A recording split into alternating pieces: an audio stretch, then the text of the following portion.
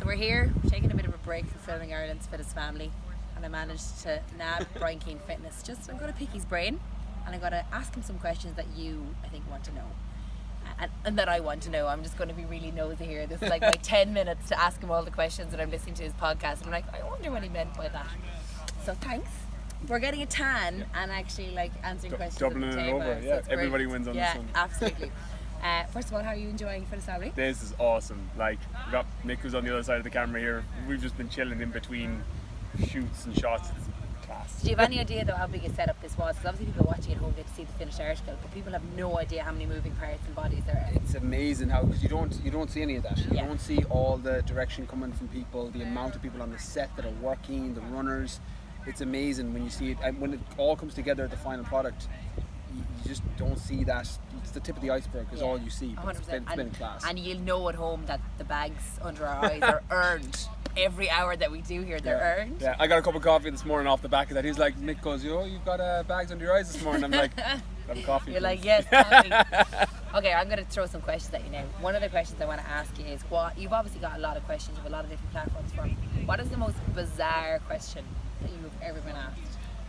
I don't do any filtering on my content, so my Instagram stories are completely unfiltered. Anytime I do a Q&A, my old Snapchats before the update were complete, so I used to get the most random stuff in. Oh, I'm intrigued now. Come on. Yeah, what is one of the weirdest or like craziest things?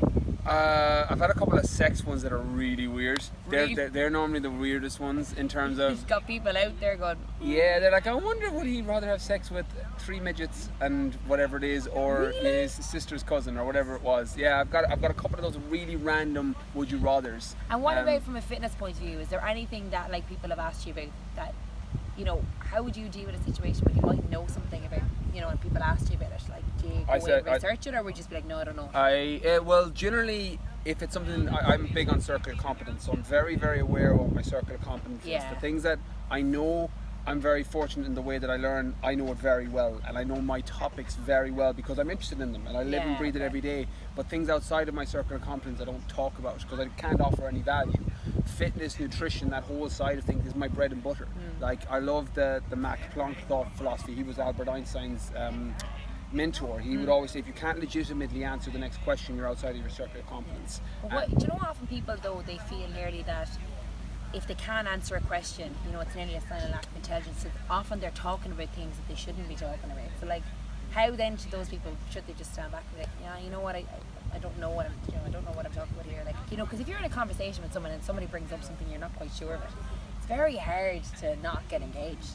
There's kind of two trains of thought on that. I love talking with people who know more than me, because if you're talking to someone that knows, when you're learning from them, and the start of intelligence starts when you don't know something. You have to be like, well, actually, I don't know that. Can you go back? And there's nothing worse than being in a conversation with somebody and they say something, and you're like, and you let the conversation go on. You're like, oh, they're like, do you get that? And you're like, yeah. And you're like, didn't get that. And then you can't go back and say, I actually don't know what you're talking about. And that whole 10 minutes was a waste of time because you now listen to them, and that one word or thing they were talking about, the whole conversation doesn't make any sense in your mind now. Where you could have nipped that early. And generally it's a 5-second rule. It has to be within 5 seconds of a conversation. We're like, sorry, Anna, can you go back? What was that word you used? Can you explain that to me? So tip of the day, the first tip is, if you don't know what somebody is talking about, ask the question. People are afraid though. I generally think people are afraid in general to ask questions because they don't want to come across as stupid, or they don't want to come across as they don't know what they're talking about. Whereas I kind of think it's a sign of intelligence for someone to say, I don't get that, can you explain it again? Or I don't know what you're talking about, it's totally out of my comfort zone. So. Which is funny because we're the complete opposite in the sense of when somebody asks us a question, we never think, oh, they're stupid for asking that question. We're like, oh, well, you actually end up feeling better about yourself. You're like, oh, I get to explain a topic that I know. Where when we flip it back on ourselves, we think that, oh, if I ask a question, I'll seem stupid. And we can't take ourselves out of it and see the forest amongst the trees and realise that actually no one generally ever thinks you're stupid for asking a question in most cases. Okay, well, talking about like taking yourself out of your comfort zone for a second, how long are you in fitness now? Like, I mean, it must have been really hard to transition from being a teacher to fitness. Secure job, regular holidays, as they say, the pensionable job. Like, what was the straw that broke the camel's back that made you decide, you know what, I'm going for this? I don't know if it's going to work, but I'm going for it. I had a lot of resistance when I made the transition first, because I obviously came from, for anyone that knows my background, a very traditional background of you get a degree, you get a job, and that's the way, that's how you're successful. And teacher was up here on a pedestal. It was up there with doctor, lawyer, because good job, respectable, holidays, and that's what I did. I was a primary school teacher for 4 years. And I wrote in the mindset section of my book, at the very, very start of the mindset section, because it set up the rest of my life, that moment where I was walking down the street in East London. I was living in East London working as a teacher, and I was listening to Stephen Covey's The 7 Habits of Highly Effective People. Yeah, and he was speaking about Think with the End in Mind, and he was speaking about, imagine walking into your funeral and you have your family and your friends and what they're coming up and they're talking about you and talking about your life. And I started to do that exercise in my head. I'm like, well, what would my family say about me? What would my friends say about me? What would the world say about me? And I wasn't happy with the answers that were coming back. Wow. I was like, this isn't what I'm meant to do. And I remember it was October of, I can't remember, 6-7 years ago. I was walking to my girlfriend's at the time's house because I was living there. I was struggling as a teacher and I was gone by December. I'd left and I had gone into fitness full time. I was like, this is what I need to do. And the analogy I like to use is like, you're better to be at the bottom of the ladder against the right wall than halfway up against the ladder against the wrong wall. It was that was my moment. That was the one that was like, I need to make a change here. Yeah. And like you said, you're always going to work hard on something, you know, if you love it, no matter how tough it is, you're always going to be much willing to push yourself a little bit harder. Let's talk fitness now, because it's Brian Keane Fitness. For people, I often find, you know, people have this idea that they need like an hour, you know, to go to the gym or an hour to go for a run. If they don't have that time, oh, well, I can't go now because I can't make time. Yeah. If you've got 15 minutes, right, what can people do? Like, very limited equipment, maybe if it's only if they're travelling and they're in a hotel room, what can people do in 15 minutes just to give themselves a little bit of a sweat, just to get their blood pumping and their adrenaline flowing? Body weight hit. Like, I travel all over the world. That's what I'm very fortunate in the position that I'm in. And there's times when you're like, I can't prioritize getting an hour workout in. So I'll use a space in my hotel room. Like, all you generally need is a space. And if you've got 15 minutes, pick 10 moves, do a minute on each move. So body weight, a squat, burpee, mountain climbers, planks, plank to push-ups, variations of body weight movements, 1 minute on each, 15-second rest in between, 50-minute workout, you're pumping sweat, and your workout's done for the day. Yeah, I actually did that in my hotel room because I was like, I had 20 minutes and it was like 4 exercises, 40 seconds on, 20 seconds off, kept going because there was no gym. Yeah. And I was like, I have to do something because all these families are making me feel so guilty. So it's like, I feel I need to do something. So it's like, no excuses, 20 minutes and you're done.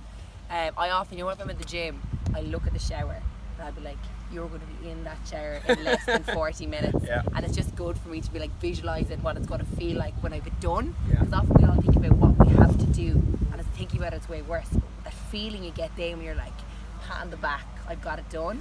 Okay, so from a food perspective then, what do you think are the things that people fall off the wagon easiest with? Like, what, you know, trends wise should people be aware of and, you know, to pay attention to? Don't overcomplicate it.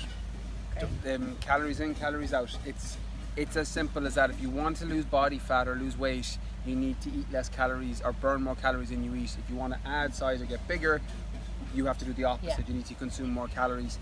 Stick with whole foods as much as you can. It's not about the keto diet. It's not about the trends, the trends and the fads. And by all means, these diets have a place. You know, they work for some people, and it's one of the reasons that people will try them, because for certain demographics of people it will work. Yeah.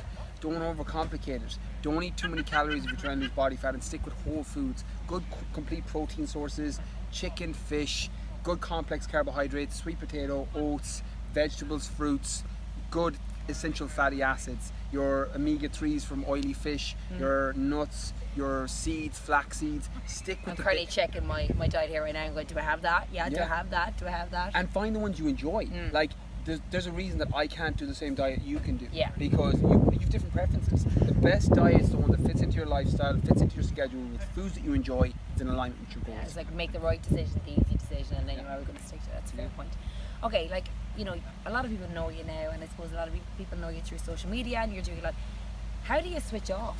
Because, you know, social media is 24/7 if you want it to be. So how do you, like, you know, mind yourself? I have 1 day a week full digital detox. So I do 1 day a week where I don't have my phone with me. So it's normally on I have a daddy-daughter day. I have a 3-year-old. So we have a daddy-daughter day every week. It's normally on Saturday or Sunday. We'll go to the cinema, we'll go to the park, we'll go to the playground. That's our time. I don't bring my phone. I don't even have it. My phone doesn't go off. and it doesn't go back on again until the next day. So I do 1 day a week, every week, of full digital detox, and generally I have a cut-off in the evenings from 6 p.m. on. I try not to go on my phone at all. Also, the blue light on the phone can affect your sleep, negatively affect your sleep.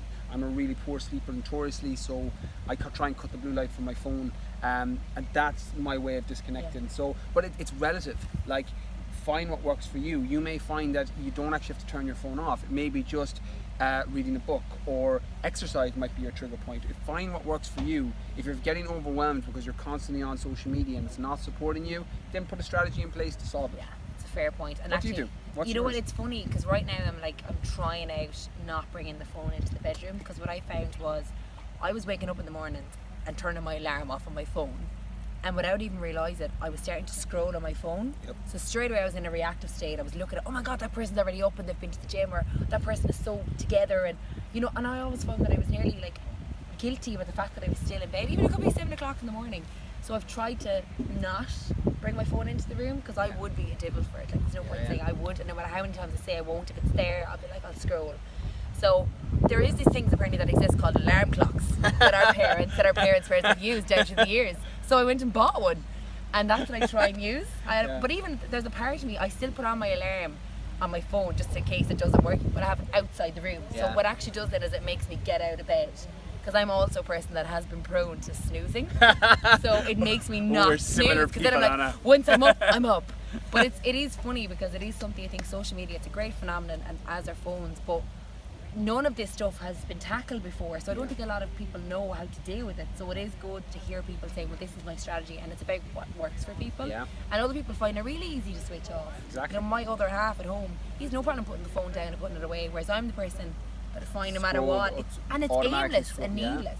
Okay, for people here now, 3 tips. If I don't like the word change, because I think people, if they think they need to change, it means they need to fundamentally not be themselves. But to improve their lifestyle, if there was 3 tips, it could be anything, it can be from any sector, what would be the 3 things you would say to people to start with? It really depends, because I'm big on whatever the end goal is, reverse engineer it. You can't hit a target you can't see. So it's very relative, but if I was going across the board, if they wanted to feel better. Prioritize sleep, number 1. Regardless of what that is for you, and it's not a one size fits all. Everyone needs 8 hours. It's just not. People aren't genetically built that way. 8 hours. Yeah, some people need 6, some people need 9, some people need more or less. I generally need about that 7.5 hour mark, and I'm perfect on that. And once I prioritize getting that, everything is easier, because when you haven't slept, your insulin sensitivity the next day is off, so it means your cravings are going to be worse. You're going to be craving sugary foods and stimulated foods, and then you can get this negative I've been that soldier. Yeah, again, most of us have been in that situation, and your mood just takes a swing in the wrong way. Prioritize sleep is number 1. Avoid processed foods if you can. You don't have to do it all the time, but be aware that a lot of the ingredients that you're consuming in processed ready-made food has additives and sweeteners and preservatives added in there in the place of the fiber and vitamins and minerals. And the last thing is, just do what works for you. It doesn't matter what other people's opinions of what you do is. If it's working for you, keep that. You know, if I say, oh, well, I wouldn't do it that way, if it's working, it doesn't matter. If it's working for you, double down on it, and the things that aren't, cut them. There you go. You've heard it from him, Brian Keane Fitness. Thanks so much. Thank you very much. Now we need to get back to work.